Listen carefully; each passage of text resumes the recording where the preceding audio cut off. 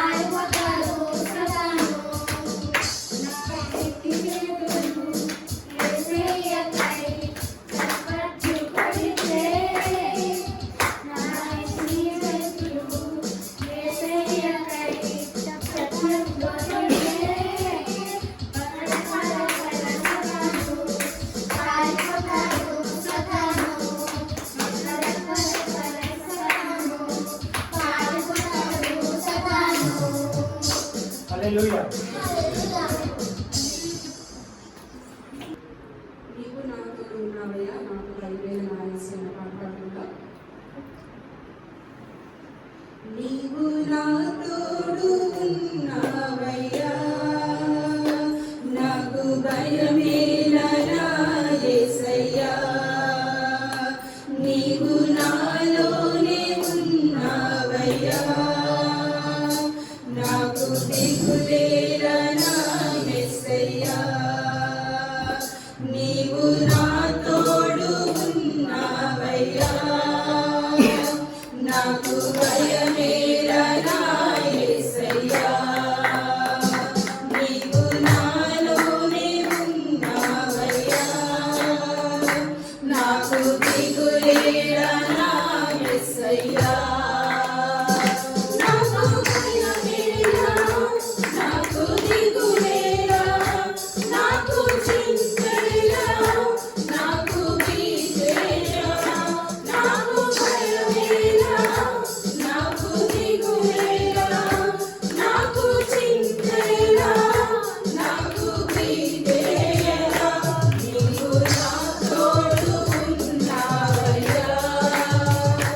నాకు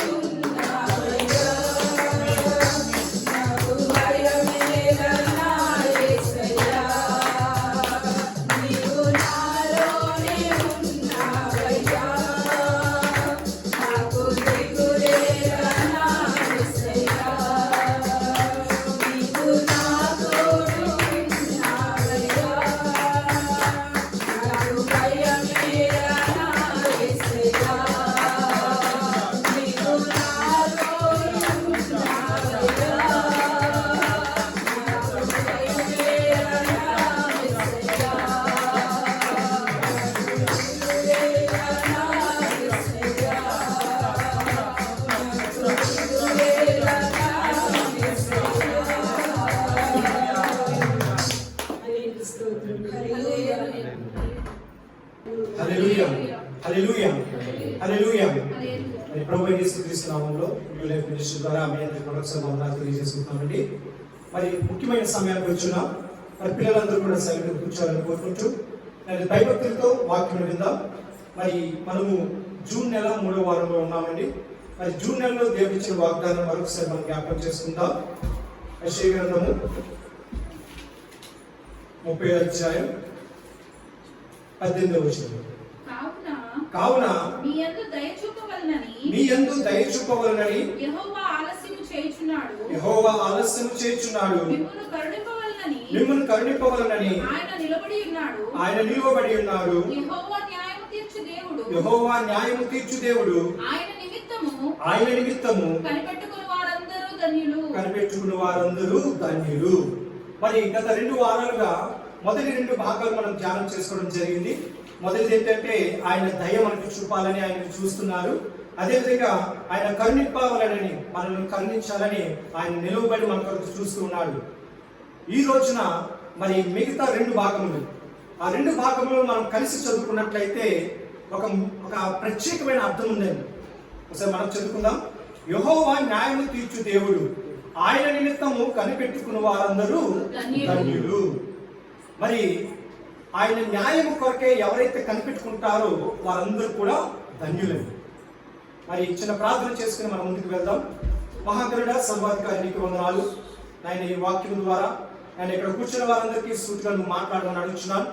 అదేవిధంగా నాయన తండ్రి, నేను నిలబడి నీ మాటలు చెప్తులుగా నీ పరిశుద్ధాత్మ నాపై కుమరించి ఆయన బైబిల్ ఉన్న మాటలు మాత్రమే పలికే విధంగా నీ సహాయం మాకు దయచేయండి. ఎటువంటి లోకానుసారమైన మాటలు కాకుండా ఆయన తండ్రి నీ భక్తులు మమ్మల్ని అందరినీ నడిపించండి. వాక్యం ఇచ్చినప్పుడు నేను అర్థం చేసుకున్న హృదయాన్ని వినగలిగే చెవులను వారికి దయచేయండి. హృదయాన్ని వారు ఈ వాక్యమును వారి హృదయాల్లో పలింప చేయమని కోరుకుంటూ సమస్త మహిమ ఘనత నీకే చెల్లించుకుంటూ యేసునామములో నీ ప్రార్థనను వేడుకుంటున్నాం తండ్రి, ఆమేన్. ప్రియమైన సహోదరి సహోదరులారా, మరి ఈ రోజు ఒక ప్రత్యేకత ఉందండి. Father's Day. Children's, what is the special day today? Father's Day. Did you wish to your father? మరి మీ డాడీ దగ్గరికి వెళ్ళి విష్ చేశారా? ఇక్కడ డాడీ ఉన్నారు, తాతయ్య ఉన్నారు, పాస్టర్ గారు ఉన్నారు, మరి మీరందరినీ విష్ చేశారా మీరు? ఓకే, సరే. తండ్రులకి మనకన్నా గొప్ప తండ్రి ఉన్నాడు. ఆయన ఎవరండి? యేసయ్య, యెహోవా తండ్రి, పరలోకపు తండ్రి. మరి ఆ తండ్రి మనకి ఏ వాక్యం ద్వారా, ఏ మాటలు మనకు తెలియజేస్తున్నాడు? తండ్రి యొక్క విలువను ఒక 5 నిమిషాలు నేను మీకు చెప్పి వాక్యంలోకి వెళ్తాను. ఒక కుమారుడు ఏదైనా తప్పు చేస్తే క్షమించే హృదయం ఎవరికి ఉంటుందండి? కేవలం తండ్రికి, తల్లికి మాత్రమే ఉంటుంది. బయట వాళ్ళైతే ఏం చేస్తారు? ఒక 2 దెబ్బలు వేసి పోరా బయటికి అంటారు. కానీ ప్రేమించే హృదయము, కనికరించే హృదయము, క్షమించే హృదయం ఎవరికి ఉంటుందండి? కేవలం తండ్రికి మాత్రమే ఉంటుంది. తల్లి ఏం చేస్తుందంటే ఏ ఆపద కలగకుండా బిడ్డకి ఏది అవసరం అది చూస్తుంది. కానీ తండ్రి ఏం చేస్తాడంటే బిడ్డను కంటికి రెప్పలా కాపాడుతూ తనకి ఏది కావాలో, బిడ్డకి ఏ వయసులో ఏది అవసరమో అది కావాల్సినన్ని కూడా ముందుగానే ఆలోచించుకుని సమకూర్చేవాడే తండ్రి. మరి కీర్తనకారుడు తండ్రి విషయంలో ఏం మాట్లాడుతున్నాడంటే దావీదు రాసిన కీర్తన 103వ కీర్తన 3వ వచనంలో, 103వ కీర్తన మరొకసారి కీర్తనలు 103వ కీర్తన. మరి మన మధ్యలో అప్పుల్ గారు కూడా ఉన్నారు కాబట్టి ఆయన కూడా తీయాలని కోరుకుంటున్నాను. సో 103వ కీర్తన బైబిల్లో 506వ పేజీ, 103వ కీర్తన 103వ కీర్తన 13వ వచనం. 13. తండ్రి తన కుమారుల ఎడల జాలి పడినట్లు యెహోవా తన యందు భయభక్తులు గలవారి ఎడల జాలిపడును. ఇక్కడ యెహోవా కూడా ఏమంటున్నాడంటే మీ తండ్రి మీ మీద జాలి పడినట్లుగా. మరి తండ్రులు ఏం చేస్తారండి? కుమారుని కొట్టడమే కాదు, వారి మీద జాలి, దయ, కరుణ చూపిస్తారు. వారి కొంచెం చూడడానికి కఠినంగా కనబడతారు, కానీ తల్లి కన్నా ప్రేమ కలిగిన వారు ఉన్నారు. తల్లి ఏం చేస్తుంది? దెబ్బ పడకుండా కాపాడుతుంది. కానీ తండ్రి ఏం చేస్తాడంటే దెబ్బ కొట్టి బాధపడతాడు. అయ్యో నా కుమారుని కొట్టానే, అయ్యో నా కుమార్తెను కొట్టానని తండ్రి ఏం చేస్తాడండి? వాడు సరిగ్గా వెళ్ళాలి, సరైన మార్గంలో వెళ్ళాలని తన కుమారుని కొట్టి తను బాధపడతాడండి. అలాగే మన తండ్రి ఎవరండి? పరలోకంలో తండ్రి. ఆయన ఏం చేస్తాడు మన పట్ల? నా బిడ్డలు ఎవరు నా వైపు ఉన్నారు, నా బిడ్డలు ఎవరు నన్ను ఆరాధిస్తున్నారు, ఆయన నా బిడ్డలు ఎవరు నా యందు భయభక్తులు కలిగి ఉన్నారు, ఆయన ఎదురు చూస్తూ ఎవరైతే ఆయన యందు భయభక్తులు కలిగి ఉంటారో వారి మీద ఆయన ఏం పడతాడండి? జాలి, దయ చూపిస్తాడు. మరి దేవుని యొక్క దయ మనం పొందుకోవాలంటే మనం ఎలా ఉండాలంటే ఆయన యొక్క కుమారులుగా, కుమార్తెలుగా మనం ఈ లోకంలో జీవించాలి. మరొక మాట చదువుతాం. సామెతల గ్రంథము 23వ అధ్యాయం 24-25 వచనాలు మనం చదువుకుందాం. సామెతల గ్రంథము. నీతిమంతుని తండ్రికి అధిక సంతోషము కలుగును, జ్ఞానము గల వానిని కనినవాడు వాని వలన ఆనందము పొందును. నీ తల్లిదండ్రులను నీవు సంతోషము పెట్టవలనని నిన్ను కనిన తల్లిని ఆనందపరచవలెను. చూడండి ప్రియమైన సహోదరులారా, ఇక్కడ తండ్రి గురించి మాట్లాడుతున్నారు, అదేవిధంగా బిడ్డల గురించి కూడా మాట్లాడుతున్నారు. మరి నీతిమంతుని యొక్క తండ్రికి అధిక సంతోషము కలుగునంటే కింద ఒక మాట ఉంది, జ్ఞానము గలవానిని కలిగిన వాడు వాని వలన ఆనందము నందును. ఒక తండ్రి తన బిడ్డను చూసి ఎప్పుడు ఆనందపడతాడండి? మంచి జ్ఞానం పొందుకుని మంచి ఉన్నత స్థానంలో ఉన్నప్పుడు తండ్రి ఎంతో ఆనందిస్తాడండి. ఎందుకంటే చిన్నప్పుడే కుమారుని చూసి సంతోషిస్తారు, వాళ్ళు చేసి చిన్న చిన్న కుంటి పనులు చూసి ఆనందిస్తారు. కానీ ఎప్పుడైతే కుమారుడు కుమార్తె ఎదిగి ప్రయోజనంగా నిలబడతారో అప్పుడు తండ్రి పొందే ఆనందం చాలా వర్ణించలేదండి. ఎందుకంటే నేను కన్నా రక్తం ఇది, నా బిడ్డ ఈరోజు మంచి ప్రయోజకుడిగా నిలబడున్నాడు, మంచి ఉన్నత స్థానంలో ఉన్నాడని ఆ తండ్రి ఎంతో ఆనందిస్తాడంటే, మరి అలాగే మన దేవుడు కూడా ఆయన రక్తం ఇచ్చి ఆయన ప్రాణం ఇచ్చి మనకని మరి ఇంతవరకు కూడా మనం పోషించాడు. పోషించినప్పుడు మరి ఆయన మనలో ఎదురు చూసేది ఏంటంటే ప్రయోజనకరముగా ఉండాలని, దేవుని వాక్యంలో ఎదగాలని, దేవుని యొక్క భయభక్తులతో మనం ముందుకు సాగాలని. మరి గత వారమున చిన్నగా ప్రార్థన చేశారు. ఈ రోజున ఒక 10 నిమిషాలు ప్రార్థన చేశారనుకోండి, మీరు ప్రయోజకులు అయినట్ట కాదా? ప్రయోజకులు అయినట్టే. అప్పుడు మీకంటే ఎవరు ఆనందిస్తారు? పరలోకం ఉన్న తండ్రి ఆనందిస్తాడు. నా బిడ్డ నా యందు భయభక్తులు కలిగి ఇంకా వాక్యంలో ఎదుగుతున్నాడు, ప్రార్థనలో ఇంకా ఎదుగుతున్నాడు, నా మార్గంలో ఇంకా ఎదుగుతున్నాడని ఆయన పరలోకం నుండి ఆనందిస్తాడంటే. దేవునికి స్తోత్రం, హల్లెలూయా. అలాగే కుమార్తెలు యవనస్తులు ఇక్కడ ఉన్నారు. మీరు ఎప్పుడు కూడా 2 విషయాలు జ్ఞాపకం పెట్టుకోవాలి. అదేంటండి? 25వ వచనం, నీ తల్లిదండ్రులను నీవు సంతోష పెట్టవలను, నిన్ను కనిన తల్లిని ఆనందపరచవలను. మరి ప్రస్తుతం ఉన్న రోజుల్లో అయితే ఒక యవ్వన వయసుకి ఒక ఉద్యోగానికి వచ్చిన తర్వాత తల్లిదండ్రులు ఏం చేస్తున్నారండి? వారు విడిచిపెట్టేసి భార్యను అత్తుకుంటున్నారు. దేవుడి మాట ప్రకారం భార్యను అత్తుకుంటున్నారు. కానీ ఏం చేస్తున్నారు? కన్న తల్లిదండ్రులు మర్చిపోతున్నారు. మరి వారి రక్తం ఇచ్చి వారి కష్టార్జితమంతా చేసి వారి కష్టమంతా కూడా నీకు ఇచ్చినప్పుడు నీవు యవ్వన కాలంలో వచ్చి వారి వృద్ధాప్యంలోకి వెళ్ళినప్పుడు నువ్వు ఏం చేయాలి? వాళ్ళని ఆదుకోవాలి. వారిని తల్లిదండ్రులుగా చంటి పాపల్లా మనం వాళ్ళని చూసుకోవాలి. ఎప్పుడు కూడా నీ తల్లిదండ్రులను సంతోష పెట్టవలను, నిన్ను కన్న తల్లిని ఆనందపరచవలను. కనుక మరి ఈ రోజున ఫాదర్స్ డే, మరి తండ్రి యొక్క కష్టార్జితము, తండ్రి కాచిన చెమట ఎప్పుడు కూడా మనం మర్చిపోకూడదు. ఈ రోజున మనం ఈ స్థాయిలో నిలబడి ఉన్నామంటే మనందరూ కూడా మన తల్లిదండ్రులు చూపించిన కష్టమును బట్టి, వారు చూపించిన ప్రేమను బట్టి, వారు చూపించిన ధైర్యం బట్టి ఈ రోజు మనం ఇలా ఉన్నాము. మరి మనందరం కూడా ఇలా ఉన్నామంటే పరలోకం ఉన్న కేవలము తండ్రి ద్వారానే. ఆయన ప్రియమైన కుమారుని మన కొరకు పంపించి ఈ లోకంలో మనకు రక్షణ ఇచ్చి మనకు సంతోషం, ఆనందాన్ని ఇచ్చిన పరలోకపు తండ్రిని మనం ఎప్పుడు కూడా మర్చిపోకూడదు. ఆయనను సంతోష పెట్టాలి, ఆయనను కనపరచాలి, ఆయన ఎప్పుడు కూడా స్తుతిస్తూనే ఉండాలి. అందుకే నేను ఎప్పుడు ఒకే మాట చెప్తాను, దేవుని సన్నిధికి వచ్చినప్పుడు ఎప్పుడు కూడా నిరుత్సాహంగా రావద్దు, ఏదో పోగొట్టుకున్న వారిగా రావద్దు, ఏదో నాకు ఎవరు లేరే అని అనుకుని ఎప్పుడు రావద్దు. దేవుని సన్నిధికి వచ్చినప్పుడు మనం ఎలా ఉండాలంటే, నేను నా తండ్రి దగ్గరికి వచ్చాను, నాకు కావలసినంత కూడా నా తండ్రి నాకు ఇస్తాడు అనే ఒక ఆశతో, ఒక సంతోషంతో, ఆనందంతో వచ్చి, ప్రభువా మరి నేను ఈ బాధతో ఉన్నాను, ఈ కష్టంతో ఉన్నాను, నా తండ్రిని ఉన్నావు, నీ మీద నేను చెప్పి వెళ్తున్నానని ఎప్పుడు కూడా సంతోషంగా మనం ఉండాలి. పాటలు పాడేటప్పుడు చప్పట్లు కొడుతూ, స్తుతిస్తూ, ఆరాధిస్తూ ఒక ఆనందం మనలో కనబడాలి. ఆరాధన చేసేటప్పుడు ప్రభువా నువ్వు నాతో పట్టుకో, నీ చేపట్టుకుని నన్ను నడిపించు ప్రభువా అని ఒక సంతోషంతో మనం ముందుకు సాగాలి. ఎప్పుడైతే మనం ఎలా ఉంటామో పరలోకంలో తండ్రి ఏం చేస్తాడండి? ఆనందిస్తాడు. మరి మనం తండ్రిని ఆనందపరిచిన బిడ్డలుగా మనం ఉంటామో, లేకపోతే తండ్రిని దుఃఖపరిచే బిడ్డలుగా మనం ఉంటామో ఒక్కసారి మనం పరిశోధించుకుందాం. మరి ఈ ఫాదర్స్ డే రోజున మా తల్లిదండ్రులు ఇక్కడ కూర్చున్న ఆత్మీయులు మీరందరికీ కూడా ఫాదర్స్ డే శుభాకాంక్షలు తెలియజేసుకుంటూ వాక్యంలో మనం వెళ్దాం. మరొకసారి వాక్యం చదువుకుందాం. యెషయా గ్రంథము 30వ అధ్యాయం లాస్ట్ 2 వచనాలు. యెహోవా న్యాయము తీర్చు దేవుడు, ఆయన నిమిత్తము కనిపెట్టుకున్న వారందరూ ధన్యులు. మరి మనము ఈ లోకంలో న్యాయమూర్తి ఉన్నాడండి, ఆయన ఏమంటాం? మనం జడ్జ్ అంటాం. మరి ఉదాహరణకి నాకు ఒకరు అన్యాయం చేశారనుకోండి, అక్కడ ఎన్ని గ్రూపులు ఉంటాయి? నేనుంటాను, ఎదుటి వారు ఉంటారు. వారి నుండి నాకు న్యాయం కావాల్సినప్పుడు నేను ఎక్కడికి వెళ్తాను? జడ్జి దగ్గరికి వెళ్తాను, కోర్టు దగ్గరికి వెళ్తాను.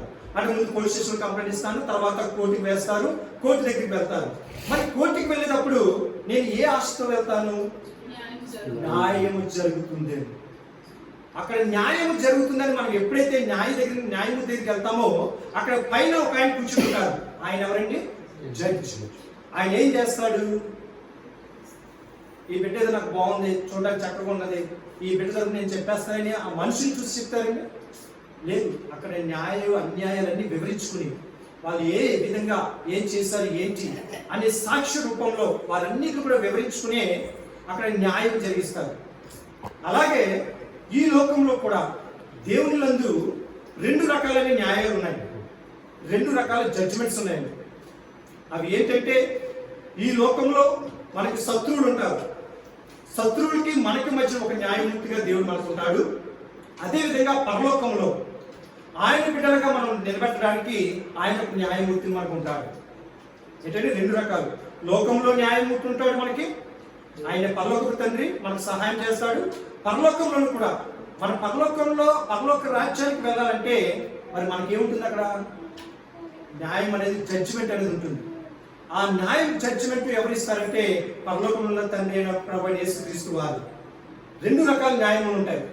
అవన్నీ కూడా రెండు రకాల న్యాయాల గురించి నేను వివరించి నేను ముందుకు వెళ్తాను. ఈ లోకంలో జరిగే న్యాయాలు అంటే జడ్జిమెంట్ అనేది ఎలా ఉంటుందంటే మనమందరికీ తెలిసిన మాటే చెప్తాం. 2వ రాజుల గ్రంథము 3వ అధ్యాయం 28వ వచనం. 2వ రాజుల గ్రంథము 3వ అధ్యాయం 28వ వచనం.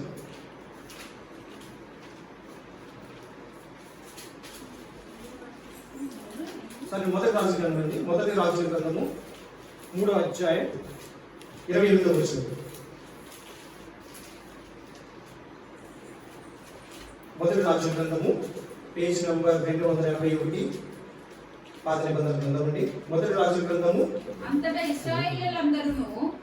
అంతటా ఇశ్రాయేలులందరూ రాజు తీర్చిన తీర్పును గూర్చి విని న్యాయము విచారించుటయందు రాజు దైవ జ్ఞానము నొందిన వాడిని గ్రహించి అతనికి భయపడిరి. చూడండి, ఈ లోకానుసారంగా రాజులకి కూడా, న్యాయాధిపతులు, జడ్జెస్ కూడా జ్ఞానం ఇచ్చేది ఎవరండి? దేవుడే. సొంత జ్ఞానం ద్వారా ఎవరు ఏమీ చేయలేము. మనం అనుకుంటాం జడ్జి మీద, అక్కడ జడ్జి పొజిషన్ ఉన్నాడు, ఆయన తెలివైన వాడు అని అనుకుంటాం. కానీ ఆయనకు కూడా జ్ఞానం ఇచ్చేది ఎవరండి? దేవుడే. మరి ఇక్కడ ఒక రాజుని చూస్తున్నాం. ఆ రాజు ఇచ్చిన తీర్పును బట్టి చుట్టూ ఉన్న వారందరూ కూడా ఏమంటున్నారు? ఈయన దేవుని యొక్క జ్ఞానం ద్వారానే తీర్పు ఇచ్చాడు, ఈయనలో దేవుని యొక్క జ్ఞానం ఉన్నదని దేవుడిని కనపరుస్తున్నారు. దేవునికి స్తోత్రం. అయితే ఆ రాజు ఇచ్చిన తీర్పు ఏమిటి? ఆ రాజు ఎవరు? మరి జ్ఞానం కావాలని దేవుడికి ప్రార్థన చేసిన వారు ఎవరండి? సొలొమోను రాజు గారు. మరి జ్ఞానం కావాలని దేవుడికి ప్రార్థన చేసినప్పుడు, సొలొమోను రాజు గారు ప్రార్థన చేసినప్పుడు ఆ జ్ఞానము దేవుడు ఆ జ్ఞానం సొలొమోను రాజు ఇచ్చారు. ఆ జ్ఞానం ద్వారానే ఇక్కడ ఒక సమస్య వచ్చింది. ఆయన ముందుకు ఒక సమస్య వచ్చింది. ఆ సమస్యకి న్యాయం తీర్చినప్పుడు ఆ న్యాయం బట్టి వారు ఏమంటున్నారంటే ఇది దేవుడిచ్చిన జ్ఞానమే, ఇది దేవుడి ద్వారా జరిగినదని దేవుడి గురించి కనపరుస్తున్నారు. దేవుడికి స్తోత్రం. హల్లెలూయా. అయితే ఆయన అక్కడ ఇచ్చిన తీర్పు ఏంటంటే, సమస్య ఏంటంటే, ఇద్దరు తల్లులు ఒక బిడ్డను ఎత్తుకుని రాజు దగ్గరకు వచ్చారు. ఇద్దరు తల్లులు ఉన్నారు, ఒక బిడ్డ ఉన్నాడు. అయితే ఆ ఇద్దరు తల్లులకు కూడా ఇద్దరు బిడ్డలు ముందున్నారు. ఇద్దరు తల్లులకి ఇద్దరు బిడ్డలు పుట్టారు. ఒక బిడ్డకు ఒక తల్లికి, ఇంకో బిడ్డకు ఒక తల్లి, అలాగా ఇద్దరు బిడ్డలకు తల్లులు ఉన్నారు. అయితే ఒక రాత్రి ఏం జరిగిందంటే, ఒక తల్లి పడుకుని ఉన్నప్పుడు బిడ్డ మీదకి పడిపోయిందంటే. ఏమైంది? బిడ్డ మీదకి పడిపోవడం ద్వారా ఆ బిడ్డ చనిపోయాడు. బిడ్డ చనిపోయినప్పుడు ఆ తల్లి ఏం చేసిందంటే, బతుకున్న బిడ్డ దగ్గరికి వెళ్ళి చనిపోయిన బిడ్డను అక్కడ పెట్టి బతుకున్న బిడ్డని తల్లి తీసుకుందంట. బిడ్డను మార్చేసింది. అయితే ఉదయకాలం లేచి ఏ తల్లి అయితే బతుకున్న కుమారుని కలిగి ఉందో ఆ తల్లి లేచి ఆ బిడ్డను చూసినప్పుడు బిడ్డ చనిపోయిందండి. మరి అటువంటి సమయంలో చిన్న బిడ్డలు, అప్పుడే పుట్టిన బిడ్డలు, మనకి తెలియదు ఎవరి బిడ్డలు అనేది. ఈ కాలంలో అయితే మన అందరికీ తెలిస్తే DNA టెస్ట్లలో అవి ఇవన్నీ వచ్చినాయి. కానీ ఆ రోజుల్లో, పూర్వకాల రోజుల్లో అలా ఏముండదండి. ఒకే పానికి మీద పురులు వేస్తూ వెళ్తూ ఉండేవారు.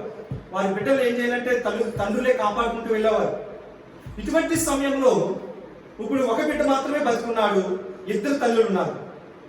ఈ తల్లిద్దరు కూడా ఏమంటున్నారంటే, ఈ బిడ్డ నా బిడ్డ, బతుకున్న బిడ్డ నా బిడ్డ, బతుకున్న బిడ్డ నా బిడ్డ అని చెప్పి గొడవ పెట్టుకుంటూ రాజు దగ్గరికి వచ్చారు. మరి రాజు దగ్గరికి వచ్చినప్పుడు రాజు ఇచ్చిన తీర్పు ఏంటంటే, మరి ఈ తల్లి కూడా ఈ బిడ్డ, బతుకున్న బిడ్డ నాది అంటుంది, ఈ తల్లి కూడా ఈ బిడ్డ నాది అని అంటుంది. మరి రాజు ఏం చేయాలని ఆలోచిస్తున్నప్పుడు మనము ఆ తీర్పుని విన్నప్పుడు మనం ఏమనుకుంటాం అంటే, బుద్ధి జ్ఞానం లేకుండా ఇస్తున్నాడు తీర్పుని అనుకుంటాం. కానీ అక్కడ దైవ జ్ఞానం ఏమని సెలవిస్తుందంటే, ఎవరైతే నిజమైన తల్లి ఉంటుందో తల్లే ప్రేమను చూపించడానికి వస్తుంది, ఆ తల్లి యొక్క ప్రేమను గుర్తెరుగుతుంది అని రాజు ఒక మాట చేశాడంటే, ఏ పని చేశాడంటే, బతుకున్న బిడ్డను 2 భాగాలుగా కత్తిరించి, ఒక బిడ్డను 2 భాగాలుగా కత్తిరించి ఒక భాగం ఇంకొక తల్లికి, ఇంకో భాగం ఇంకొక తల్లికి ఇవ్వండి, అప్పుడే సరిపోతుంది అని చెప్పాడంట. మరి ఆ స్థానంలో ఉన్నప్పుడు మనం ఏమనుకుంటాం, ఏంటి రాజు ఇలాంటి తీర్పిచ్చాడు అని ఆలోచన చేస్తాం. కానీ అక్కడ దైవ జ్ఞానం చూడండి, ఆయనకి తెలుసు, రాజు కూడా తెలుసు, బిడ్డ అలా చేస్తే చనిపోతాడు, ఎవరికి ఉపయోగం ఉండదు. కానీ తల్లి ప్రేమ ద్వారా ఎవరు కూడా దానిని దాచిపెట్టలేదు. తల్లి ప్రేమ కానీ తండ్రి ప్రేమ కానీ ఎవరు కూడా దాచిపెట్టలేరండి. ఒకవేళ కుమారుడు వారిని విడిచిపెట్టినప్పటికీ కూడా తల్లి ఏం చేస్తుంది, కుమారుడు కొరకే ఎదురు చూస్తుంది. తల్లిదండ్రులు విడిచిపెట్టినా సరే, నా కుమారుడు ఎక్కడున్నాడు, నా బిడ్డ ఎక్కడున్నాడు అని తల్లి కొట్లాడుతూనే ఉంటుంది, తండ్రి కొట్లాడుతూనే ఉంటాడు. మరి ఇటువంటి సమయంలో రాజు ఇచ్చిన తీర్పుని వాళ్ళు ఏం చేశారంటే, ఒక తల్లి అయితే ఏమందంటే, అలాగే చేయండి, ఆ బిడ్డలో సగభాగం నాకు ఇవ్వండి, నాకు దక్కనిది ఆమెకి దక్కకూడదు అనే ఆలోచనతో ఏం చెప్పిందంటే 2 భాగాలు చేయమని. మరి ఇంకొక తల్లి ఏమందంటే, వద్దు, నాకు దక్కకపోయినా పర్వాలేదు, ఆ బిడ్డను ఆ తల్లికి ఇవ్వండి, కనీసం నా దగ్గర లేకపోయినా సరే అక్కడైనా సరే కుమారుడు జీవించుంటాడు, బ్రతుకుంటాడు అని ఆ తల్లి చెప్పడం జరిగింది. మరి ఆ తల్లిలో, ఇద్దరు తల్లిలో మీరు ఏ తల్లి నిజమైన తల్లి అని గుర్తెరుగుతారు? వద్దు అని చెప్పిందా, లేకపోతే 2 భాగాలు చేసామన్నా అన్నారు? ఎవరైతే వద్దు అన్నారో వారే నిజమైన తల్లి. చూడండి, ఇక్కడ తల్లి ప్రేమను ఎంత స్పష్టంగా వివరించాడు. ఈ రాజు చెప్పిన తీర్పుని బట్టి అక్కడ న్యాయం ఎవరికి జరిగిందండి? ఎవరికి దొరికింది న్యాయం? ఎవరైతే సొంత బిడ్డ, ఎవరైతే తన బిడ్డ అని అనుకుంటున్నారో వారికి న్యాయం జరిగింది. మరి ఈ న్యాయం ఎవరికి ఇచ్చారు? సొలొమోను రాజు గారు దేవుని జ్ఞానం ఇచ్చారు. ఎవరు కూడా మన మనుషులు ఏం చేసినా సరే అది నా సొంత జ్ఞానం ద్వారా అయింది, నా సొంత ఆలోచన ద్వారా చేసిందని ఎప్పుడు కూడా మనం అనుకోకూడదు. ఏదైనా సరే దేవుడిచ్చిన జ్ఞానమే, దేవుడిచ్చిన ఆలోచన ద్వారా ఈ కార్యం జరిగింది అని ఎప్పుడు కూడా మనం ఏం చేయాలండి? దేవుని గణపరచాలి. దేవునికి స్తోత్రం. హల్లెలూయా, హల్లెలూయా. ఈ విధంగా మనం చూసినట్లయితే లోకంలో ఈ విధమైన ఆలోచనలు మనకు కల్పించేదానంటే దేవుడు. కానీ మనకి దేవుడి రాకడ సమయంలో మరొక తీర్పు ఉంటుంది, జాగ్రత్తగా గమనించండి. ఆ తీర్పుకి ప్రతి ఒక్కరూ కూడా మనం వెళ్ళాలి. ఆ తీర్పు నుండి ఎవ్వరూ కూడా తప్పించుకోవడానికి ఉండదు. మరి ఆ తీర్పు ఏంటో మనం చూద్దాం. మత్తయి రాసిన సువార్త 25వ అధ్యాయం 31వ వచనం చదువుకుందాం ఒకసారి. మళ్ళా మత్తయి రాసిన సువార్త 25వ అధ్యాయం 31వ వచనం, నూతన గ్రంథం అండి, 26వ పేజ్ నెంబర్. మత్తయి రాసిన సువార్త 25వ అధ్యాయము 31వ వచనం నుండి మనం చదువుకుందాం. తన మహిమతో మనిషి కుమారుడును ఆయనతో కూడా సమస్త దూతలను వచ్చినప్పుడు ఆయన తన మహిమగల సింహాసనము మీద ఆసీనుడైన. ఇక్కడ చూడండి, ప్రభువైన యేసుక్రీస్తు వారు మనం విడిచి ఆయన పరలోక రాజ్యానికి వెళ్ళిపోయారే, మనకి ఎవరు ఏమీ లేరు అని అనుకుంటున్నామేమో. మన కొరకు ఆయన రాజ్యాన్ని ఏర్పాటు చేయడానికి ఎక్కడున్నారండి? ఆయన పరలోక రాజ్యంలో ఉన్నారు, సింహాసనం మీద కూర్చుని ఉన్నారు. సింహాసనం మీద కూర్చుని ఆయన ఏం చేస్తున్నాడంటే, కిందకి చదువుకుందాం. అప్పుడు సమస్త జనులను ఆయన ఎదుట పోగు చేయబడుతుంది. సమస్త జనులు అంటే ఎవరండి? మనము, చుట్టూ ఉన్న వారందరూ, ఎవరైతే దేవుని నమ్ముకోలేదో వారందరూ, మొత్తము ప్రజలందరూ కూడా ఆయన ఎదుట నిలబడి ఉంటాము. కిందకి చదువుతాం. అప్పుడు గొల్లవాడు ఏం చేస్తున్నట్టు? మేకలలో నుండి గొర్రెలను వేరుపరచినట్లుగా. చూడండి, గొర్రెవాడు మనకు తెలుసు కదండి, వాళ్ళు ఏం చేస్తారు? మేపుతూ ఉంటాడు. వాళ్ళ దగ్గర ఏముంటాయి? మేకలు ఉండొచ్చు, గొర్రెలు ఉండొచ్చు, 2 ఉండొచ్చు. మరి అటువంటి సమయంలో 2 కలిపి ఒక చోట పెడతాడండి. వాడు ఏం చేస్తాడు? సెపరేట్ చేస్తారు. మేకలుగా పెడతాడు, గొర్రెలుగా పెడతాడు. దానికి ఒక ఉపయోగం ఉంటుంది. గొర్రెలేమో బొత్తు కత్తిరించడానికి ఉపయోగపడుతుంది, మేకలేమో పాలు తీయడానికి ఉపయోగపడుతుంది. వాళ్ళు సెపరేట్ చేస్తారు. అదేవిధంగా ఇక్కడ ఈ వాక్యం ద్వారా మనకు తెలియజేస్తుంది ఏంటంటే, దేవుడు యేసు ప్రభువు ఏం చేస్తారంటే మేకలను గొర్రెలను సెపరేట్ చేసినట్టుగా రెండు భాగాలను ఏర్పాటు చేస్తారంటే ఒక వైపున గొర్రెలు ఉంటాయి, మరోవైపున మేకలు ఉంటాయి. అయితే కింద చదువుకుందాం. తన కుడి వైపున గొర్రెలను ఎడమ వైపున మేకలు నిలవబెట్టును. అప్పుడు రాజు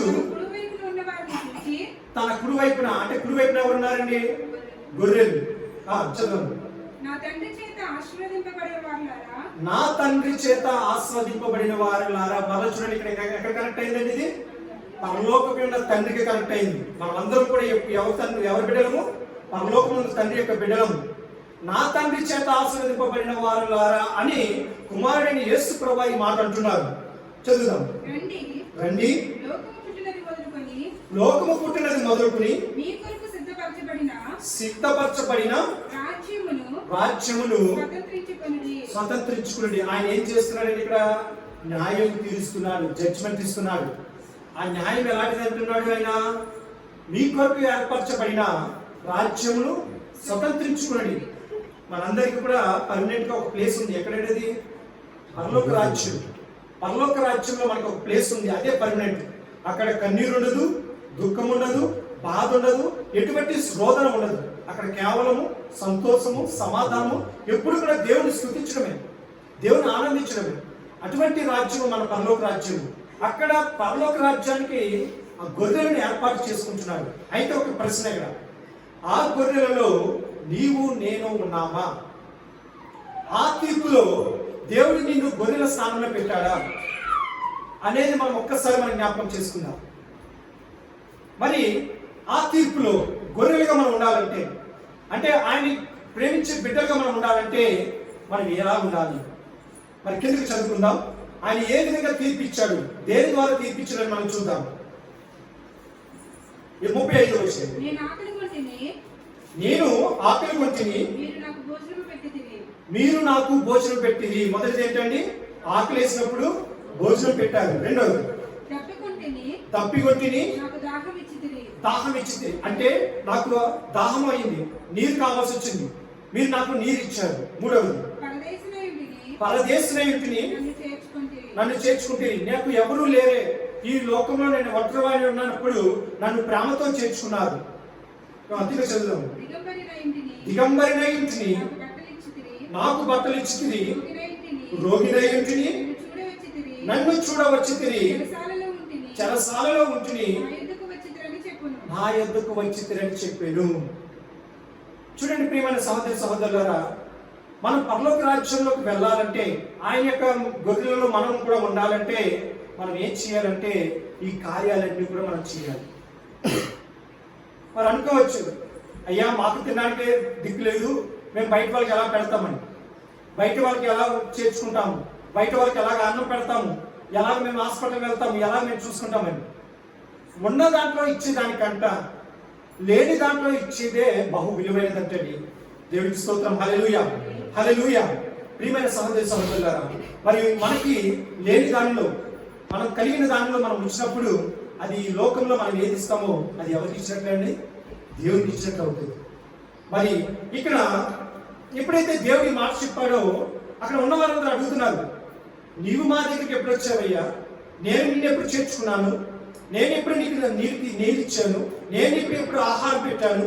నేను ఎప్పుడు చేయలేదే అని అంటున్నప్పుడు దేవుడు చెప్తున్న మాట ఏంటో చూద్దాం. కిందకి చదువుదాం. 40వ వచనం చదువుదాం. అందుకు రాజు మిక్కిలి అల్పులైన ఈయన సహోదరులలో ఒకరికి మీరు చేసితే కనుక నాకు చేసితని మీరు నిత్యంగా మీతో చెప్పుచున్నాను అని. దేవునికి స్తోత్రం. హల్లెలూయా, హల్లెలూయా. అయ్యో మనం అనుకుంటాము ఈ లోకంలో నేను ఎవరికి చేయలేకపోతున్నానే, దేవుడు నన్ను పట్టుకోలేదు అనుకుంటాం. నీవు ఎవరికైతే దానం చేస్తావో, ఎవరికైతే నువ్వు పెడతావో, ఎవరు నువ్వు జాగ్రత్త చూసుకుంటావో అది పరలోకంలో ఉన్న దేవుడికి చేసినట్లే. దేవుడికి స్తోత్రం. హల్లెలూయా, హల్లెలూయా. అయితే మనకి ఒక ఆచారం ఉంటుంది ఇక్కడ. క్రిస్మస్ రోజు ఏం చేస్తామండి? క్రిస్మస్ వచ్చినప్పుడు ఏం చేస్తాం? మనమందరం కూడా ఈ బట్టలు అని ఎన్ని కూడా కలెక్ట్ చేసుకుని, బెడ్షీట్ అని కలెక్ట్ చేసుకుని ఎవరికి ఇస్తాం? లేని వారికి, కలిమి ఆపదలో ఉన్న వారికి ఇస్తుంటాం. మరి ఇచ్చడం ద్వారా మనకి ఏమవుతుందంటే మన పరలోకం ఉన్న తండ్రికి ఇచ్చినట్టు అవుతుంది. దేవునికి స్తోత్రం. హల్లెలూయా, హల్లెలూయా. మరి మనం రోడ్డు మీద వెళ్తూ ఉంటాం. రోడ్డు మీద వెళ్తున్నప్పుడు నిజంగా కాల్ లేనివాడు మన దగ్గరికి వస్తాడు. అయ్యా కొంచెం భిక్షం వేసి అని అంటాడు. మరి అటువంటి సమయంలో మరి నీ దగ్గర ఉన్న దాంట్లో ఎంతో కొంత వాళ్ళకి ఇవ్వాలి. ఇచ్చినప్పుడు మరి అది దేవుని చేతిలో, దేవుని గ్రంథంలో రాయబడుతుంది. మరి మనము ఒకవేళ నీ దగ్గర 100 రూపాయలు ఉన్నటువంటి దాంట్లో 10 రూపాయలు లేకపోతే 5 రూపాయలు వాళ్ళకి ఇవ్వండి. ఖచ్చితంగా దేవుడు మనల్ని మన బిడ్డలను ఆశీర్వదిస్తాడు. అలాగా ఎదుటివారు ఆ ఇచ్చే దాంట్లో కూడా చూడాలి జాగ్రత్తగా. కొంతమంది ఏంటంటే యాక్టింగ్ చేసే వాళ్ళు ఉంటారు, ఇది ఒక బిజినెస్ గా చేసుకుని వెళ్తారు. అది మనం జాగ్రత్తగా గమనించుకోవాలి. ఎవరికి ఇస్తున్నామో ఏది అది ఖచ్చితంగా వారికి ఉపయోగపడుతుందా లేదనేది చూసుకుని మరి దాన్ని బట్టి మనం వెళ్ళాలి. మరి గత 2 రోజుల క్రితము అక్కడ తీసుకుని వెళ్ళి మెస్టిక్ వెళ్ళడం జరిగింది. అక్కడ ఒక అడుక్కునే ఆవిడ ఉంది, భిక్ష ఎత్తుకున్న ఒక ఆవిడ ఉంది. ఆవిడ చూడడానికి భిక్ష ఎత్తుకునే వాడిలా ఉంది. కానీ ఆమె నోరులో ఎలా ఉందంటే చుట్టూ పాన్పరాకు కిల్లులు ఇవన్నీ వేసుకుని నోరంతా ఎర్రగా ఉంది. మరి అటువంటి సమయంలో మనం ఆవిడకి దానం చేయాలవుతా? చెప్పాలి, చేయకూడదు. ఎందుకంటే ఆ ధనం ఆవిడికి కడుపు నింపడం లేదు. ఏం చేస్తుంది ఆవిడ? సుఖభోగాలు అనుభవిస్తుంది. పాన్ పరాకులు కిల్లీలు నవ్వుకుంటూ లోకానుసారిగా సుఖభోగాలు అనుభవిస్తుంది తప్ప అది దేవుడు ఇచ్చిన ధనం ఇది, నేను నా కొడుకు నింపుకుంటా, నా బిడ్డలు తీసుకుంటానని నాకు ఆలోచన లేదు. కనుక మనం ఎవరికి దానం చేసినా ఒకసారి గమనించుకుని దానం చేయాలని కోరుకుంటున్నాను. మనం ఏది ఇక్కడ చేస్తామో అది పరలోక రాజ్యంలో నింపబడుతుంది. పరలోక రాజ్యంలో మనకి తీర్పు తీర్చేటప్పుడు దేవుడు ఖచ్చితంగా వాటిని జ్ఞాపకం చేసుకుంటాడు. అదేవిధంగా మరొక తీర్పు నేను దేవుడి విషయంలో మాట్లాడాలనుకుంటున్నాను. మరి లోకానుసారమైన తీర్పును మనం చూసాం. సొలొమోను రాజు ఇచ్చిన తీర్పు ద్వారా అక్కడ నిజమైన తల్లి ప్రేమ మనం తెలుసుకున్నాం. అలాగే ఇక్కడ ప్రభువైన యేసుక్రీస్తు వారు ఇచ్చిన తీర్పు ద్వారా ఎవరు గొర్రెలము ఎవరు మేకలు అనేది మనకి స్పష్టంగా తెలియజేస్తుంది. మనం గొర్రెలుగా ఉండాలంటే దేవుని యొక్క ఆ చెప్పిన పనులన్నింటిలో దాహం అడిగిన వారికి దాహం ఇమ్మన్నాడు దేవుడు, ఆకలి వేసిన వారికి ఆకలి ఇమ్మన్నాడు, ఆకలి కలిగిన వారికి ఆహారం ఇచ్చి ఉన్నాడు. తర్వాత బట్టలు లేని వారికి బట్టలు ఇమ్మన్నాడు, రోగిన ఇంటిని నన్ను చూడవచ్చి తిరిగి. మరి ఈ మాటలు అయితే నేను సంఘ బిడ్డలో చాలా సంతోషిస్తున్నాను. మరి ఎప్పుడైతే ఈ వాక్యం నేను ప్రిపేర్ అవి సిద్ధపడుతున్నానో రోగి ఉన్న వారిని ఏం చేస్తున్నానండి? రోగి ఇంటిని నన్ను చూడవచ్చి తిరిగి. మరి ఈ సంఘంలో బిడ్డలు చూసినప్పుడు మరి హాస్పిటల్లో ఉన్నప్పుడు నాకెందుకు లేని సంఘం విడిచిపెట్టలేదండి. ప్రతి సంఘ బిడ్డ కూడా అక్కడికి వచ్చి నా సొంత అక్క చెల్లెల్లాగా సొంత బంధువులాగా వారికి సహాయం చేస్తూ మరి చూసినప్పుడు నేను ఆశ్చర్యపోయాను. మరి ఇది ఎక్కడి నుంచి వచ్చిందంటే దేవుని యొక్క ప్రేమ ద్వారానే. ఈ రోజున మీరు ఏది చేస్తారో అది ఇక్కడితో ఆగిపోదండి, పరలోకంలో అది మీ కొరకు ఇచ్చబడుతుంది. దేవునికి స్తోత్రం, హల్లెలూయా. ఆ రాకడ సమయంలో ఆయన మిమ్మల్ని చూసి అంటాడు, ఓ పలానా సహోదరి, నీవు పలానా సహోదరి హాస్పిటల్లో ఉన్నప్పుడు నువ్వు ఆయన దగ్గరికి వెళ్ళావు, ఆయన పలకరించావు, ఆయన చూసావు, అది నాకు చేసినట్లే, నన్ను గమనించుకున్నట్లే, నాకు చూసినట్లే. కనుక నీవు నాతో పాటు ఈ పరలోక రాజ్యంలో దేవుని స్వతంత్ర రాజ్యం స్వతంత్రించుకుంటావని దేవుడు మన కొరకు తీర్పిస్తాడు. అలాగే కిందకి చూడడం మరొక మాట, బందీకాలంలో ఎప్పుడు పరదేశంలో ఉన్న వారికి అంటే నాకు ఎవరు లేరే, ఈ లోకంలో నాకు ఎవరు తోడుగా లేరే అని అనుకున్న వారికి మనం వెళ్ళి సహాయం చేయడం ద్వారా, మరి సంఘంలో ఎవరికైనా ఏదైనా ఆపద వచ్చిందంటే నాకెందుకు లేని విడిచిపెట్టకూడదు. మనం ఏం చేయాలి? నువ్వు శుభకార్యాలకు వెళ్ళకపోయినా పర్వాలేదు, వారి ఆపదలో ఉన్నప్పుడు మాత్రం దయచేసి ఎవరు కూడా విడిచిపెట్టవద్దు. ఎవరు కూడా సంఘ బిడ్డలను ఎవరు కూడా విడిచిపెట్టవద్దు. ఆపద అంటే ముందుకు మనం పరిగెత్తే వారికి మనం ఉండాలి. శుభకార్యాలు 1 గంట లేట్ అయినా పర్వాలేదు, కానీ ఆపదలో ఉన్నప్పుడు మనం ఏం చేయాలండి? ముందుగా పరిగెట్టుకుంటూ వెళ్ళి నేనున్నాను, మీరు భయపడవద్దు, మనకి దేవుడు ఉన్నాడు, మన దేవుని సహాయం మనకు ఉంటుందని వారిని బలం పరిచి ముందుకు నడిపించే వారికి మనం ఉండాలి. దేవునికి స్తోత్రం, హల్లెలూయా, హల్లెలూయా, హల్లెలూయా. మరొకసారి చెరసాలలో ఉంటే నా ఎదుకు వచ్చి తిరిగి. మరి చెరసాలలో ఉన్నప్పుడు కూడా మరి అపోస్తలుడైన పౌలు గారిని బందీలుగా చెరసాలలో ఉంచినప్పుడు సంఘం ఏం చేసిందని వారి వరకు ప్రార్థన చేసింది. ప్రార్థన చేయడం ద్వారా ఆ చెరసాల బందీలు ఆ సంఖ్యలు పెంచబడ్డాయి.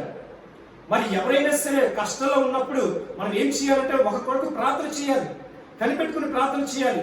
నాకెందుకులే, నేను చర్చికి వెళ్ళాను, నా పనేది నేను చూసుకున్నాను అని వచ్చేది కాదు.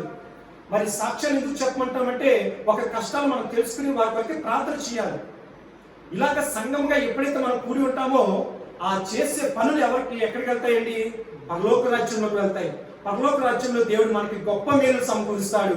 ఆ పలానా తీర్పు రోజున, అమ్మా నువ్వు పలానా సహోదరి కొరకే ప్రార్థన చేసావు, పలానా వ్యక్తి ఆపదలో ఉంటే నువ్వు వెళ్ళావు, పలానా వ్యక్తి ఆకలి కొరకే నీ దగ్గరికి వచ్చినప్పుడు వారికి ఆహారం పెట్టావు, పలానా వ్యక్తి దాహం కొరకు వచ్చినప్పుడు నీకు దాహం తీర్చావు, అది నాకు చేసినట్లే అని చెప్పి దేవుడు మనకి ఏం చేస్తాడండి? న్యాయం తీరుస్తాడు. న్యాయం తీర్చి మన పరలోక రాజ్యంలో స్వతంత్రులుగా మనం చేస్తాడు. కనుక ప్రియమైన సహోదరి సహోదరులారా, ఈ లోకంలో మనం ఏది చేసినా సరే అది దేవుని యొక్క జ్ఞానం ద్వారా మనం చేయాలి. ఆ రెండవది ఏంటంటే, ఈ చేసేది మనుషులు చూడకపోయినా పర్వాలేదు, నువ్వు పెట్టేది దేవుని భక్తి చదివిస్తుంది. కుడి చేత పెట్టింది ఎడమ చేతికి తెలియకూడదు. కానీ పరలోకంలో ఉన్న దేవుడు ఏం చేస్తాడంటే నిన్ను ఎప్పుడు గమనిస్తూనే ఉంటాడు.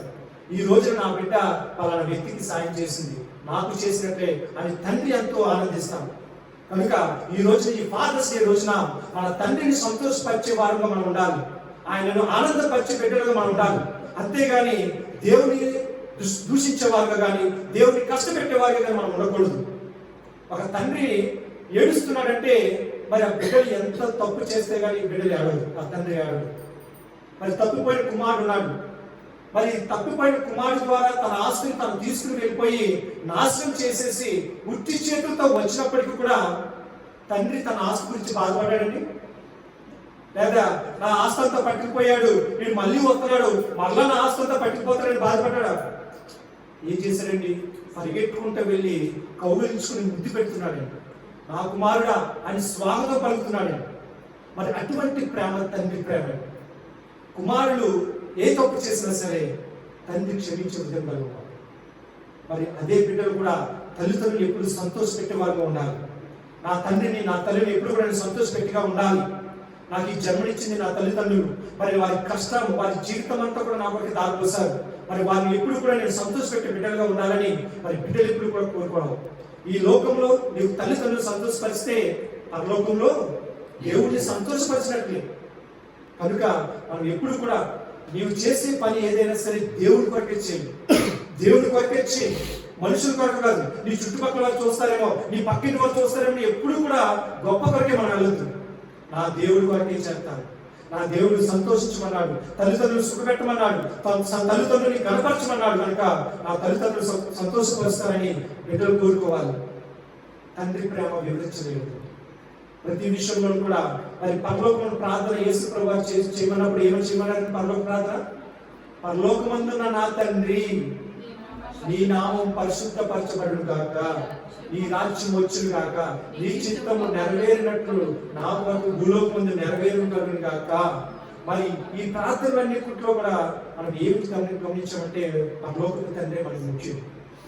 ఆయనే మనకు మొదటి స్థానం. పరలోక తండ్రిని పెట్టుకున్న తర్వాతే మనకు ఎవరైనా సరే. కనుక ప్రతి విషయంలోనూ కూడా మనం జ్ఞాపకం పెట్టుకుందాం. ఏది చేసినా సరే దేవుని నామ మహిమార్థమే మనం చేద్దాం. మరి ఆయన న్యాయం తీర్చేవారు కనుక మరొక విషయం ఏంటంటే, చివరి మాట మనం జ్ఞాపకం చేసుకుందాం. 30వ అధ్యాయము, యెషయా గ్రంథం 30వ అధ్యాయము. ఆయన నిమిత్తము కనిపెట్టుకున్న వారందరూ కూడా ధన్యులు. మరి ఈ మాట నేను వివరిస్తున్నప్పుడు ఒక మాట నేను చెప్తాను. మరి మనందరికీ గిద్యోను గురించి తెలుసు.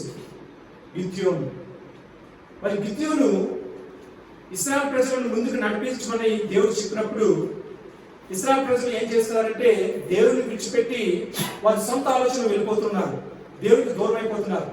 అప్పుడు దేవుడు గిద్యోనును పట్టుకున్నాడు. దేవుడు గిద్యోనును పట్టుకుని, నా బిడ్డలను మరలా నా వైపు తిప్పడానికి శత్రువులు ఉన్నారు, శత్రువుల చేతిలో నుంచి నేను వారిని విడిపించాలి అని చెప్పి గిద్యోనుని ఎన్నుకుని, మరి ఇశ్రాయేలు ప్రజలను ఆ ఎదురుగా శత్రువులు ఉన్నారు, వారి దగ్గర నుంచి న్యాయం తీర్చడానికి, వారి దగ్గర నుంచి రక్షించడానికి దేవుడు చెప్పిన ఒక కార్యం మనం చూద్దాం. అక్కడ ఏమైందంటే, ఎదురుగా శత్రువులు మిద్యానీయులు, అమాలేకీయులు వస్తున్నారండి. మరి న్యాయాధిపతుల గ్రంథంలో మనం చూసినట్లయితే 7వ అధ్యాయంలో ఈ వివరణ అంతా ఉంటుంది. సమయం లేదు కనుక నేను క్లుప్తంగా వివరించి ముందుకు వెళ్తాను. అక్కడ 2 గ్రూపులు మనం చూస్తున్నాం. జాగ్రత్తగా గమనించండి.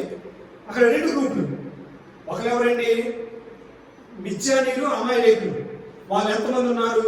1,35,000 మంది. అంటే 1,35,000. ఒక గ్రూప్ ఎంతమంది ఉన్నారు? 1,35,000. మరొక గ్రూప్ ఎవరున్నారంటే దేవుణ్ణి నమ్ముకుని మరలా దేవుడికి దూరం అయిపోతున్న బిడ్డలు. ఎవరంటే ఇశ్రాయేల్ ప్రజలు. వీళ్ళు ఎంతమంది ఉన్నారంటే 32,000 మంది. 1,35,000 ఒక పక్కనేమో 32,000 మంది. అయితే వీరి మధ్యన దేవుడు ఎవరు నిలబెట్టాడంటే గిద్యోను నిలబెట్టాడు. గిద్యోను నిలబెట్టి ఈ 32 మందితో నేను ఈ 1,35,000 మందితో ఎలా యుద్ధం చేయాలి ప్రభు అని ప్రార్థన చేసినప్పుడు దేవుడు ఏమన్నాడంటే నీకు ఉన్న 32,000 మంది కూడా నీకు అవసరం లేదు. చూడండి, అక్కడ ఒక మంచి మాట. నీకున్న 32,000 మంది కూడా నీకు అవసరం లేదు. అందులో ఎవరైతే చివరి వరకు నీతో నిలబడతారో వారిని మాత్రమే నువ్వు తీసుకుని వెళ్ళు అని చెప్పి ఉన్నాడండి. ఆయన న్యాయం తీర్చేటప్పుడు మనం అనుకుంటాం నా చుట్టుపక్కల ఎవరు లేరే, నాకు ఎవరు సహాయం లేరే, నా మనుషులు ఎవరు లేరు అనుకుంటాం. నీవు ఒంటరి వాడి ఉన్నా సరే నీ వెనకాల 1000 మంది బలం ఇచ్చే దేవుడు మన దేవుడు. దేవుడికి స్తోత్రం. హల్లెలూయా, హల్లెలూయా. ఇక్కడ మిద్యానీయులను ఏమంటున్నాడంటే దేవుడు ఇశ్రాయేలు ప్రజలకు ఏమంటున్నాడంటే 32,000 మంది ఉన్నారు. అయితే 32,000 మంది దగ్గరికి వెళ్ళి ఒక మాట అడుగు.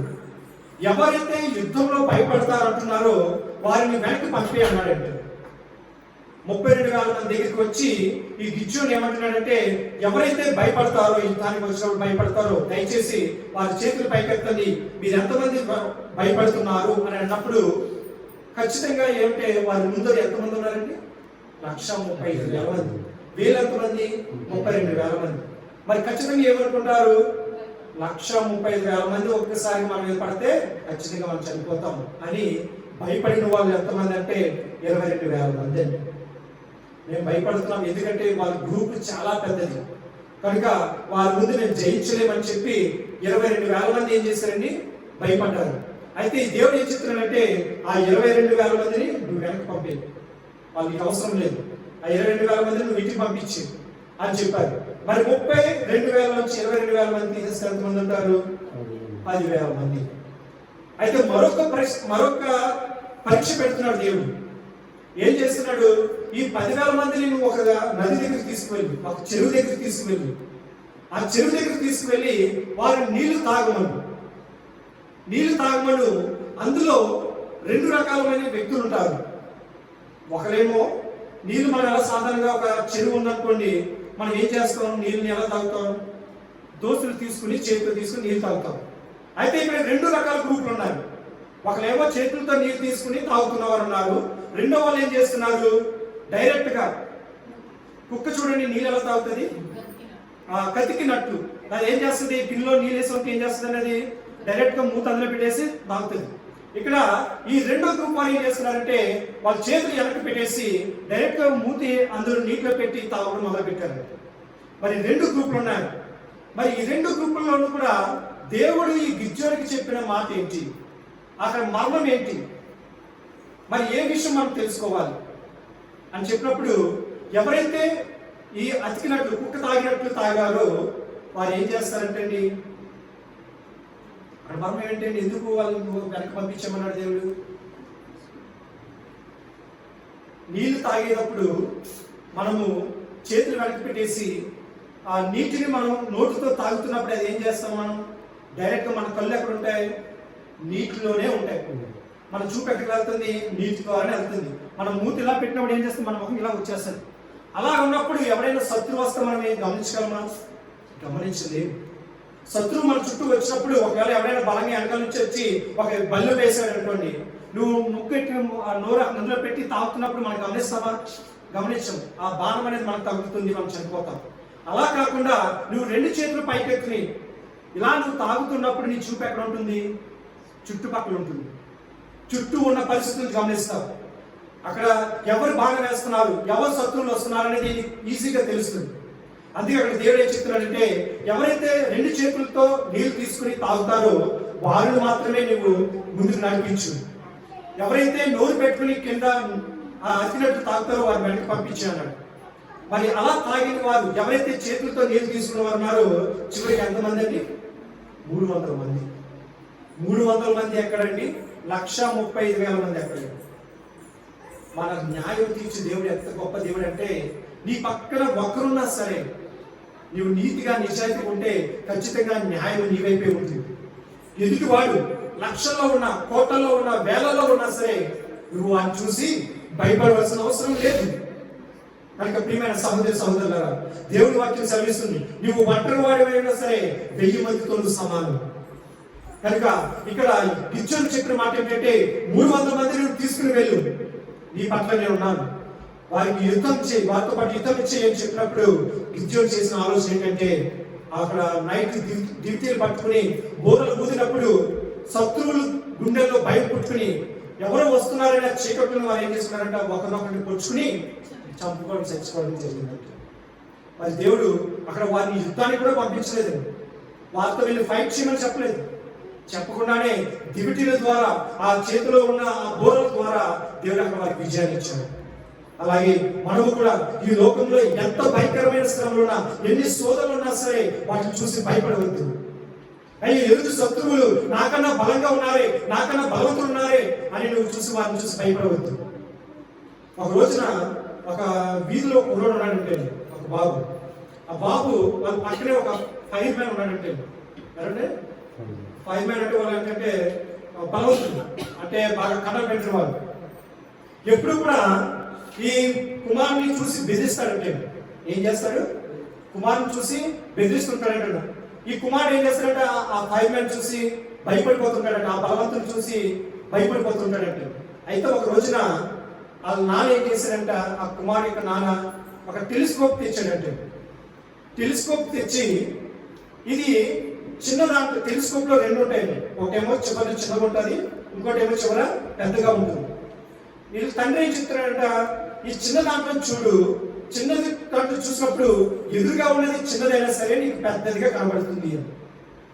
కానీ ఈ కుర్రాడు ఏం చేశాడంటండి, టెలిస్కోప్ రివర్స్ చేసి ఏం చేశాడంట, పెద్ద దాంట్లో నుంచి చూస్తున్నాడంట.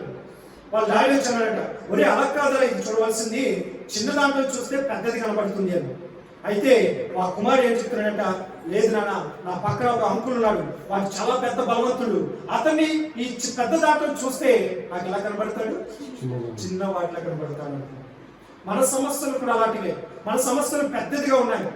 చాలా పెద్దదిగా ఉన్నప్పుడు దేవుడిలో నిలబడి చూసినప్పుడు, దేవుడి యొక్క న్యాయంలో నిలబడి చూసినప్పుడు అవి ఎలా కనబడతాయి, మనకి చాలా చిన్నవిగా కనబడతాయి. అప్పుడు దేవుడు ఏం చేస్తాడంటే నీ విశ్వాసం బట్టి అది కార్యం జరిగిస్తాడు. కనుక న్యాయం తీర్చి దేవుడు అనుకున్నాడు, ఆయన కొరకు కనిపెట్టుకుని ఉందాం. కనిపెట్టుకుని ఉండడం ద్వారా మనందరినీ శక్తిమంతులుగా చేస్తాడు. రాబో దినాల్లో మనం అందరం కూడా ఒక గొప్ప బిడ్డలుగా మనం నిలబడతాం. మరి దేవుడు మనందరినీ కూడా ఉన్నత స్థానంలో నిలబెట్టాలని మనం కోరుకుందాం. అందరూ కూడా లేచి నిలబడదాం. మరి దేవుడు ఇచ్చిన వాక్యముల ప్రకారం మనం ప్రార్థన చేద్దాం. ప్రభువా, ఆయన నాకు న్యాయం తీర్చడానికి నువ్వు ఉన్నావు తండ్రి, ఆయన నాకు న్యాయం కావాలి తండ్రి. ప్రభువా, నీ కొరకే నేను కనిపెట్టుకున్నాను తండ్రి. మరి నీవు ఇచ్చిన వాగ్దానం ప్రకారం తండ్రి, నేను న్యాయం తీర్చి దేవుడు ఉండగా ఆయన కొరకు కనిపెట్టుకున్న వారందరూ ధన్యులని ఇచ్చిన వాగ్దానం మా కొరకు నెరవేర్చు తండ్రి. మరి ఈ సమస్యలతో నేను ఉన్నాను తండ్రి, ఈ కష్టాలతో నేను వచ్చాను తండ్రి. ప్రభా, నీ కొరకే నేను కనిపెట్టుకుంటున్నాను ప్రభా, నాకు న్యాయం తీర్చు తండ్రి, నాకు శాంతిని సమాధానం అనుగ్రహించు తండ్రి ప్రభా అని ప్రతి ఒక్కరు కూడా ప్రార్థన చేద్దాం. ప్రతి ఒక్కరు కూడా మౌనంగా ఉండవద్దు, ప్రతి ఒక్కరు కూడా ప్రార్థన చేద్దాం. మీ కష్టాలు, మీ బాధలన్నీ కూడా దేవుని దగ్గర ఒప్పుకుందాం. ప్రభా, మరి నేను కష్టంతో వచ్చినాను తండ్రి, నేను ఈ సమస్యలతో వచ్చినాను తండ్రి. ప్రభా, నేను ఈ ఆ బాధలతో వచ్చినాను తండ్రి, నాకు శాంతి సమాధానం నెమ్మదిగా ఇచ్చే తండ్రి ప్రభా అని ప్రార్థన చేద్దాం. ప్రతి ఒక్కరు కూడా ప్రార్థన చేద్దాం. ప్రతి ఒక్కరు కూడా సంఘం కొరకే ప్రార్థన చేద్దాం. సంఘ బిడ్డల కొరకే ప్రార్థన చేద్దాం. ప్రభా, మరి సంఘంలో చెప్పిన ప్రతి ఒక్క సాక్ష్యం కొరకే మనం ప్రార్థన చేద్దాం. ప్రభా, మమ్మల్ని ఆశీర్వదించు తండ్రి, నేను నీ కృప మమ్మల్ని భద్రపరచు తండ్రి. ప్రభా, నేను నీ అక్కడ సమయంలో మమ్మల్ని గొర్రెల స్థానంలో నిలబెట్టి మమ్మల్ని నడిపించు తండ్రి ప్రార్థన చేద్దాం. ప్రభా, మరి నేను తండ్రి సొలొమోను రాజు ఇచ్చిన జ్ఞానం ద్వారా తండ్రి, నేను ఏ విధంగా తీర్పిచ్చావు తండ్రి ప్రభా, అలాగే మాకు కూడా జ్ఞానం ఇచ్చి నడిపించు తండ్రి. నీ న్యాయము తీర్పులో మమ్మల్ని అందరినీ కూడా నీ వైపుకు నడిపించు తండ్రి అని ప్రార్థన చేద్దాం. ప్రభా, మమ్మల్ని ఆశీర్వదించు తండ్రి. మరి గిజ్జోడి విషయంలో కూడా ఎంతో గొప్ప కార్యములు జరిగించావు తండ్రి ప్రభా. నేను కేవలం చివరికి 300 మంది ఆయన వైపు ఉన్నప్పటికీ కూడా ఆయన 135,000 మంది ఎంతమంది శత్రువులను జయించే శక్తిని నువ్వు ఇచ్చున్నావు తండ్రి ప్రభా. మా చుట్టూ ఎంత పెద్ద సమస్యలున్నా, ఎంతమంది శత్రువులున్నా తండ్రి ప్రభా, వాటిని జయించే శక్తిని మాకు దయచేయమని అడుగుతున్నాను తండ్రి. నేను రోగములతో మేము పోరాడుచున్నాం తండ్రి ప్రభా, ఆర్థిక పరమైన సమస్యలతో మేము పోరాడుచున్నాం తండ్రి, నేను ఇరుగు ఇబ్బందులతో మేము పోరాడుచున్నాం తండ్రి ప్రభా. అతి భయంకరమైన బండవలి నిలబడిన సమస్యలు మా ముందున్నాయి తండ్రి ప్రభా. వాటిని మేము ఇప్పుడే యేసు నామములో మాకు విడుదల దయచేయమని అడుగుతున్నాం. వాటి నుంచి మాకు న్యాయము తీర్చు తండ్రి ప్రభా. నేను అన్యాయం చేస్తున్న వారిని ఇప్పుడే నేను తండ్రి ప్రభా నీవు గద్దించమని అడుగుతున్నాను తండ్రి ప్రభా. నేను మాకు న్యాయము జరిగించు తండ్రి. నేను న్యాయము మాకు కావాలి తండ్రి ప్రభా అని ప్రతి ఒక్కరు కూడా ప్రార్థన చేద్దాం. ప్రతి ఒక్కరు కూడా ప్రార్థన చేద్దాం. ఎవరు మౌనంగా ఉండవద్దు. ప్రార్థన చేద్దాం, ప్రార్థన చేద్దాం, ప్రార్థన చేద్దాం. స్తోత్రం, స్తోత్రం, స్తోత్రం, స్తోత్రం. హల్లెలూయా, హల్లెలూయా, హల్లెలూయా, హల్లెలూయా, హల్లెలూయా, హల్లెలూయా, హల్లెలూయా, హల్లెలూయా, హల్లెలూయా. న్యాయాధిపతి అయిన దేవుడు నిన్ను పిలిచే వేళలోనా ఏ గుంపులో ఉంటావో తెలుసుకో. నడుచుకొచ్చే వేళలోనా న్యాయాధిపతి అయిన దేవుడు నిన్ను పిలిచే వేళలోనా ఏ గుంపులో ఉంటావో తెలుసుకో. మరలా వచ్చే వేళలోనా ఒక గుంపేమో పరలోకపు గుంపు, రక్షింపబడిన వారికే అర్థం. మరి గుంపేమో ఘోర నరకపు గుంపు, దేవుని ఎరుగని వారికి అది అంతం. న్యాయాధిపతి అయిన దేవుడు నిన్ను పిలిచే వేళలోనా ఏ గుంపులో ఉంటావో తెలుసుకో. మరలా వచ్చే వేళలోనా ఒక గుంపేమో పరలోకపు గుంపు, రక్షింపబడిన వారికే అది సొంతం. మరి గుంపేమో ఘోర నరకపు గుంపు, మరి దేవుని ఎరుగని వారికి అది అంతం. న్యాయాధిపతి అయిన దేవుడు నిన్ను పిలిచే వేళలోనా ఏ గుంపులో ఉంటావో తెలుసుకో. మరలా వచ్చే వేళలోనా. అవును తండ్రి ప్రభా, నేను నీ గుంపులో మేము ఉండాలి తండ్రి ప్రభా. నేను పరలోకపు గుంపులో మమ్మల్ని నడిపించుకొని అడుగుతున్నాను తండ్రి ప్రభా. ఈ లోకంలో నేను తండ్రి నేను నీ గుంపులో మేము చేరాలంటే తండ్రి ప్రభా, నేను దాహం కలిగిన వారికి దాహం ఇచ్చమన్నాడు తండ్రి, ఆకలి కలిగిన వారికి ఆహారం ఇమ్మన్నావు తండ్రి ప్రభా. నేను రోగంతో ఉన్న వారిని పలకరించమన్నావు తండ్రి, సంఖ్యలో బందీలుగా ఉన్న వారిని పలకరించమన్నావు తండ్రి ప్రభా. నేను తండ్రి ఒంటరిగా ఉన్న వారికి నేను దయచేసుకోమని శ్రమించావు తండ్రి ప్రభా. మేమందరం కూడా నీ రాకడ వచ్చేంత వరకు కూడా నేను నీ విషయాలన్నింటిలో కూడా నీకు నచ్చితంగా మేము జీవించడానికి నీ సహాయం దయచే తండ్రి ప్రభా. నేను మరొకసారి నైనా తండ్రి ప్రభా, తండ్రి నైనా పరలోకపు తండ్రి నీ ప్రేమను మా అందరి మీద కుమరించుకొని నడిచిన తండ్రి ప్రభా. నేను కీర్తనకారుడు శ్రమించినట్టుగా తండ్రి ప్రభా, నీ ప్రేమను మా మధ్య కుమరించుకొని నడుచున్నాం తండ్రి. నీ కృపలో మమ్మల్ని అందరినీ కూడా భద్రపరచు తండ్రి. నీ సహాయం మాకు దయచే తండ్రి ప్రభా. ఎందుకు లేని వారు తండ్రి ప్రభా, ఎందుకు పనికిరాని వంటి వారు తండ్రి, మమ్మల్ని నీ కృపలో భద్రపరచండి తండ్రి ప్రభా. నీ సహాయం మాకు దయచే తండ్రి. నాయనా నీవే మాకు తోడును నడిపించు తండ్రి. నేను ఈ సంఘం కొరకే ప్రార్థన చేస్తున్నాం తండ్రి ప్రభా. నాయన నీ కృపలో మమ్మల్ని ముందుకు నడిపించు తండ్రి. నీ కృప నీ కాపుదల అందరికీ కూడా దయచే తండ్రి. ముఖ్యంగా నాయన తండ్రి ఇక్కడ కూడి వచ్చిన ప్రతి ఒక్క బిడ్డ కొరకే ప్రార్థన చేస్తున్నాం తండ్రి ప్రభా. నాయన తండ్రి నేను ప్రతి ఒక్కరి మీద నీ చాలి నీ దయ కరుణ మాపై కుమరించుకొని అడుగుతున్నాను తండ్రి. నేను తండ్రి కుమారుల పట్ల ఏ విధంగా బిడ్డల పట్ల చాలి చూపిస్తాడో అటువంటి చాలి మా మీద కుమరించుకొని అడుగుతున్నాను తండ్రి ప్రభా. నేను తండ్రి కూడి వచ్చిన ప్రతి ఒక్క బిడ్డను కరుణించు తండ్రి. ప్రతి ఒక్క బిడ్డను ఆశీర్వదించమని అడుగుతున్నాను తండ్రి. అలాగే తండ్రి ఈ రోజు సన్నిధికి రాలేని వారిని కూడా జ్ఞాపకం చేసుకోమని అడుగుతున్నాను తండ్రి ప్రభా. శ్యామ్ బ్రదర్ వారిని వారి కుటుంబాన్ని జ్ఞాపకం చేసుకోండి, వారి బిడ్డలను జ్ఞాపకం చేసుకో తండ్రి ప్రభా. దూర ప్రాంతంలో ఉన్నారు, నీ కృప వారికి దయచేసి క్షేమంగా మనం వచ్చి వచ్చేంత వరకు కూడా నీ కృప దయచేయండి. అలాగే ఇక్కడ కూడి ఉన్న ప్రతి ఒక్క బిడ్డను పేరు పేరున దీవించి ఆశీర్వదించమని అడుగుతున్నాను తండ్రి ప్రభా. మరి ముఖ్యంగా తండ్రి పెళ్లి బ్రదర్ కుటుంబాన్ని జ్ఞాపకం చేసుకోండి, తన భార్యను తన బిడ్డలను జ్ఞాపకం చేసుకుని దీవించి దీవించమని అడుగుతున్నాను తండ్రి ప్రభా. అలాగే సొలొమోన్ రాజు గారి కుటుంబాన్ని జ్ఞాపకం చేసుకోండి. తన కుమారుడు కొరకే ప్రార్థన చేస్తున్నాం తండ్రి ప్రభా. నేను తండ్రి మనీ బ్రదర్ని జ్ఞాపకం చేసుకోండి. నేను తండ్రి ఎవరి కాలంలో బిడ్డలు నేను త్రోవ తప్పుకోకుండా ఈ కృపలో భద్రపరచుకుని అడుగుతున్నాను తండ్రి. ప్రవీణం గారు కూడా ఆరోగ్యంగా ఇచ్చేయండి. అలాగే సొలొమోన్ రాజు గారు కూడా పూర్ణ ఆరోగ్య బలము శక్తిగా ఇచ్చేయమని అడుగుతున్నాను తండ్రి ప్రభా. అలాగే నేను తండ్రి సిరి సిస్టర్ వారి యొక్క తల్లిదండ్రుల విషయంలో, నేను తన తమ్ముడి విషయంలో, తన చెల్లి విషయంలో కూడా ప్రార్థన చేస్తున్నాం. గొప్ప కార్యంలో వారి పట్ల జరిగించమని అడుగుతున్నాను తండ్రి. నేను వారి దేని కొరకే ఎదురు చూస్తున్నారు అవన్నీ కూడా వారికి సమృద్ధిగా దయచేయమని అడుగుతున్నాను తండ్రి. ఏ సాతాను సంఖ్యల చేత బంధింపబడి ఉన్నారు ఇప్పుడే యేసు నామములో విడుదల దయచేయమని అడుగుతున్నాను తండ్రి ప్రభా. గొప్ప కార్యాలు జరిగించండి. అలాగే నేను తండ్రి మధ్యలో ఉన్న నేను అక్కను బట్టి, నేను వారి బిడ్డలను బట్టి నీకు వందనాలు తండ్రి ప్రభా. మా మధ్యకు క్షేమంగా తీసుకుని వచ్చినావు. మళ్ళా వారి క్షేమంగా గమ్యస్థానం చేరేంత వరకు కూడా నీ కృప వారికి దయచేయండి. బావగారిని అత్తయ్య గారిని కూడా జ్ఞాపకం చేసుకోండి. అలాగే బిడ్డలను జ్ఞాపకం చేసుకోండి. నీ కృపలో భద్రపరచుకొని అడుగుతున్నాను తండ్రి ప్రభా. అలాగే ఇంకెవరెవరైతే ప్రార్థన అవసరతలు కోరినారో ప్రతి ఒక్కరి అవసరతను తీర్చుకుని అడుగుతున్నాను తండ్రి. నేను గర్భం లేని వారికి గర్భఫలాలు దయచేయండి. అలాగే నేను తండ్రి ప్రభా గర్భంతో ఉన్న వారికి మంచి బిడ్డలు వారికి దయచేయమని అడుగుతున్నాం. అలాగే బాలింతరాలు కూడా తోడుండి నేను తల్లి బిడ్డలు కూడా జ్ఞాపకం చేసుకోమని అడుగుతున్నాం. ఉద్యోగం లేని వారి కొరకే ప్రార్థన చేస్తున్నాం. మంచి భవిష్యత్తు వారికి దయచేయండి. అలాగే నేను ఉద్యోగం చేస్తున్న వారిని ఆశీర్వదించండి. అలాగే ఉద్యోగంలో కొరకే ఎదురు చూస్తున్న వారికి కూడా సహాయం చేయండి ప్రభా. అలాగే శారీరక రోగాలతో బాధపడుతున్న వారి కొరకే ప్రార్థన చేస్తున్నాం. ఇప్పుడే యేసు నామములో విడుదల దయచేయమని అడుగుతున్నాం తండ్రి ప్రభా. నేను ఎక్కడైతే శారీరక బలహీనత ఉన్నదో పూర్తి స్వస్థత విడుదల దయచేయండి. కంటి చూపును దయచేయండి. అలాగే శారీరకంగా పారాలసిస్ వచ్చి హార్ట్ అటాక్ వచ్చి ఎవరైతే బాధపడుతున్నారో వారికి విడుదల దయచేయమని అడుగుతున్నాం. నేను ఇంకా ఎవరైతే కీళ్ళ నొప్పులతో బాధపడుతున్నారో వారికి విడుదల దయచేయండి ప్రభా. అదే విధంగా నేను తండ్రి ప్రభా ఇంకా అనేక మంది కొరకే ప్రార్థన చేస్తున్నాం. నేను తండ్రి గృహాలు కట్టుకున్న వారి కొరకే ప్రార్థన చేస్తున్నాం. నేను వ్యాపారాలు చేస్తున్న వారి కొరకే ప్రార్థన చేస్తున్నాం. బిడ్డల భవిష్యత్తు కొరకే ప్రార్థన చేస్తున్నాం. అన్ని కూడా నీ కృపలో జ్ఞాపకం చేసుకోమని అడుగుతున్నాం.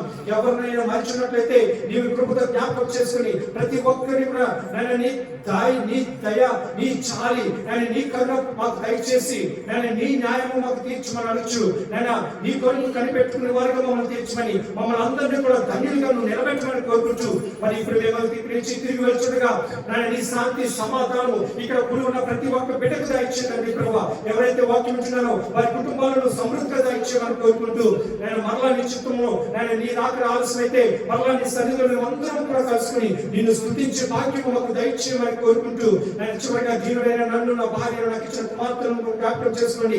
గర్భంలో బిడ్డను కూడా జ్ఞాపకం చేసుకోమని కోరుకుంటూ సమస్త మహిమ ఘనత ప్రభావం నీకే చెల్లించుకుంటూ అతి తొందరలో రాబోచిన నజరేయుడైన యేసయ్య నామములో ఈ ప్రార్థన అడిగి వేడి పొందుకుంటున్నాము తండ్రి.